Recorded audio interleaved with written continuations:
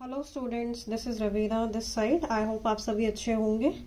अभी तक हमने जितने भी वीडियोस बनाई हैं आपने वो सब देखी होंगी और आई थिंक वो आपके लिए हेल्पफुल रही होंगी, राइट।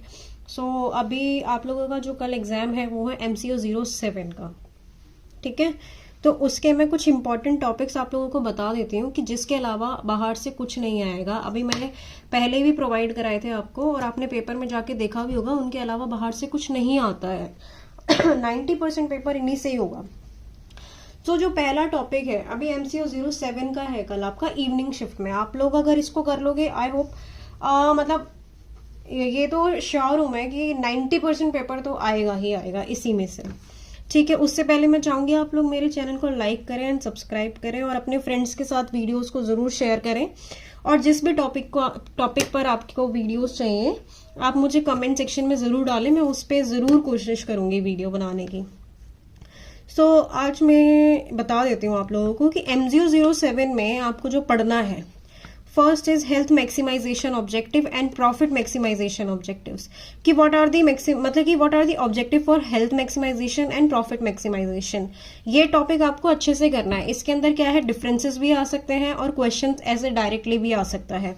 फिर है goals of financial management. Financial management के क्या गोल्स हैं, एंड आप लोगों को पता होगा ना कि एग्जाम में कैसे लिखना होता है कि पहले आपको मीनिंग लिखना है, इंट्रोडक्शन देना है, फिर उसके बाद आपको मतलब कि कुछ अपने पॉइंट्स बताने हैं, फिर आपको फ्लो चार्ट बना के दिखाना होता है कि भाई ऐसे ऐसे ही होता है। फ्लो चार्ट के बाद उसको एक्सप्लेन करना होता है, तभी आपको प्रॉपर नंबर मिलते हैं। मैं उसके लिए भी वीडियो बनाऊंगी कि हाउ टू गिव एग्जाम या फिर how to write answer in your answer sheets, right.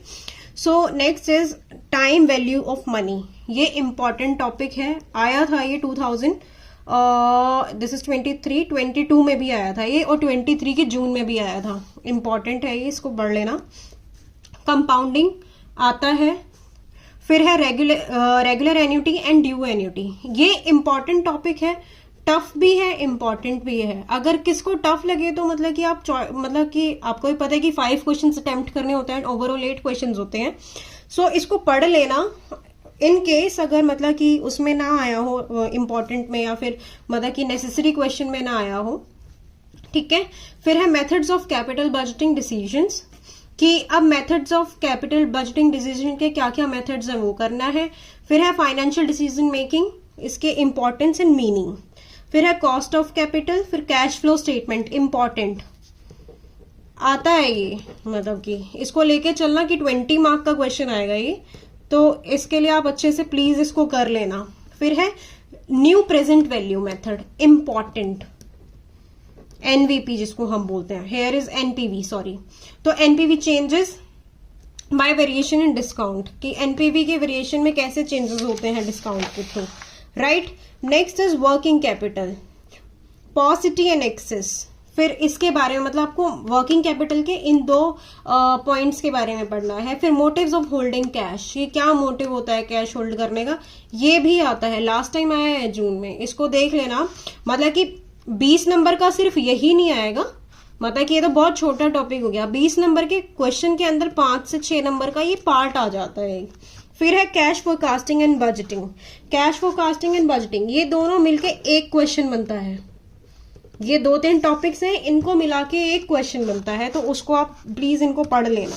Important है ये भी, मतलब कि सबसे इजी एंड इंपॉर्टेंट क्वेश्चन होता है जो कि आता है। This is for average students, कि एवरेज स्टूडेंट्स भी क्लियर कर लें, अच्छे से मार्क्स ले आए, ठीक है। फिर है इकोनॉमिक ऑर्डर क्वांटिटी। फिर है प्रोजेक्ट फाइनेंस। फिर आपका है कॉर्पोरेट फाइनेंस। इनके बीच में डिफरेंसेस भी आ जाते हैं, ओके, इनको कर लेना अच्छे से। फिर नेक्स्ट है features of appropriate capital structure. फिर है rational of buyback of shares, important.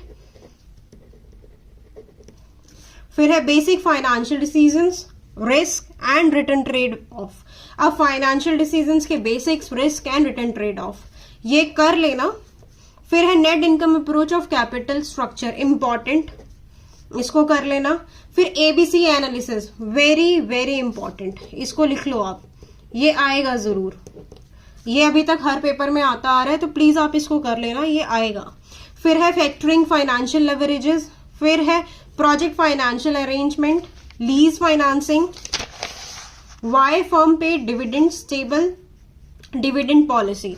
अब ये क्वेश्चन है पूरा एक, मतलब कि मैंने इसको पूरा नहीं लिखा है कि वाई फर्म्स डिविडेंड्स क्यों पे करते हैं, about their stable dividend policies. फिर है credit policy and variables, important है, ये भी कर लेना। फिर एक बात मैं आपको बताऊं, जैसे कि नोट्स मतलब कि ऐसे आते हैं कि give a note for the following, given इसी पेपर में आते हैं, बाकी आपके औरों में नहीं आए होंगे, इसी में आते हैं। तो उसमें क्या हो गया आपका types of risk, primary and secondary capital market and dividend policies. अब देखो primary and secondary capital market, ये आपका क्या हो गया ये आपके नोट्स में भी आ सकता है और डिफरेंसेस में भी आ सकता है, right. And this is dividend policy. Dividend policy आपने देखा हो, डिविडेंड पॉलिसी इधर भी है इधर भी है। कभी कभी होता है कि सेम टाइप के क्वेश्चंस 2 बार भी रिपीट हो जाते हैं, तो आपके आंसर में भी हेल्प मिल जाती है। तो ये आप अच्छे से कर लेना। आई एम 101% श्योर इसके अलावा आपका पेपर कहीं से भी नहीं आएगा, सारे क्वेश्चंस इसी में से होंगे। एक बार आप इनको अच्छे से देख लीजिए प्लीज। इनके अलावा कुछ नहीं आता है। मैं इसकी पीडीएफ भी प्रोवाइड करा दूंगी आप लोगों को। सो ये ट्राई करना, करने के लिए अच्छे से कर लो। All the best for your exam and please channel को लाइक करो, सब्सक्राइब करो। और अगर इसमें से कोई टॉपिक समझ नहीं आता है, आप मेरे को कमेंट सेक्शन में डालना, मैं कोशिश करूंगी आज ही उनकी वीडियो बनाने के लिए। एंड सॉरी मैं थोड़ा लेट हो गई इसको डालने में, I am so sorry. Okay, all the best, bye.